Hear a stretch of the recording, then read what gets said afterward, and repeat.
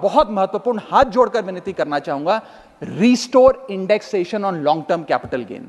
Ma'am, पूरे दुनिया में इन्वेस्टर्स को इन्वेस्टमेंट्स करने के लिए प्रमोट करने के लिए इंसेंटिवाइज किया जाता है। इस देश में इंडेक्सेशन हटाकर हम इन्वेस्टर क्लास को डिस इंसेंटिवाइज कर रहे हैं इन्वेस्ट करने के लिए। इंडेक्सेशन हटाना टैक्स लगाना नहीं है, इन्वेस्टर्स को पीनलाइज करने जैसा है।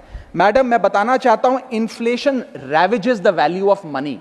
पैसे को खा जाता है इन्फ्लेशन, इसीलिए हम कॉस्ट ऑफ एक्विजिशन को इंडेक्स कर कैपिटल गेन टैक्स की कैलकुलेशन करते हैं। और जो लोग खुश हैं आज कि कैपिटल गेन टैक्स को 20% से घटाकर 12.5 कर दिया है, उनके लिए मैं एक उदाहरण लाया हूं। इस उदाहरण के माध्यम से हम समझ जाएंगे कि कैसे इंडेक्सेशन हटाना इस देश के इन्वेस्टर को एक बहुत बड़ी उसकी जेब पे डाका डालने जैसा है।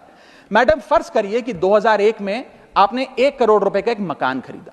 वो मकान की दर 6% के हिसाब से बढ़ती गई उसकी वैल्यू, और आज वो मकान जो 1 करोड़ का आपने 2001 में खरीदा था, वो आज 4 करोड़ 17 लाख रुपए का हो गया।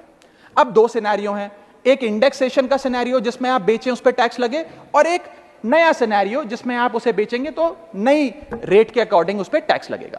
मैं पहले पुराने सिस्टम के हिसाब से, इंडेक्सेशन वाले सिस्टम के हिसाब से उस पर कितना टैक्स लगेगा वो आपको बताना चाहता हूं। आज वो मकान जो आपने वर्ष 2001 में 1 करोड़ का खरीदा था, वो आप 4 करोड़ 17 लाख रुपए का बेचती हैं, तो आपकी सेल प्राइस 4 करोड़ 17 लाख, लेकिन आपकी purchase price, inflation adjusted indexed purchase price 1 crore नहीं, लगभग 3 करोड़ 60 लाख के आसपास आती है। यानी कि आपका sale price minus purchase price, जो प्रॉफिट ऑन सेल है, वो 54 लाख रुपए होता है। उस 54 लाख रुपए पर 20% के अकॉर्डिंग आप पे टैक्स लगता है। यानी कि इंडेक्सेशन वाले फॉर्मूले से आपको कुल टैक्स 10,80,000 रुपए देना पड़ता है। मैं राउंड ऑफ करके 11 लाख रुपए कहता हूं।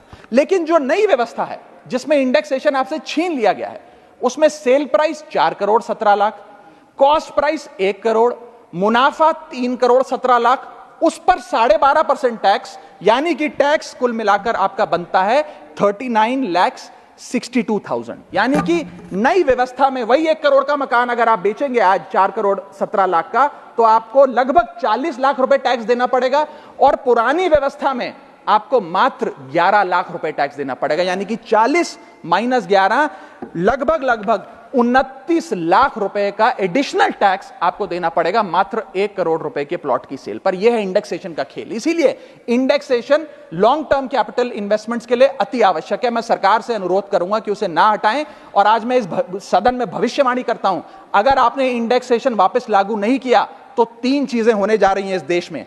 पहला, रियल एस्टेट में इन्वेस्टमेंट गिरने वाली है और लोग अपना ड्रीम होम कभी नहीं खरीद पाएंगे।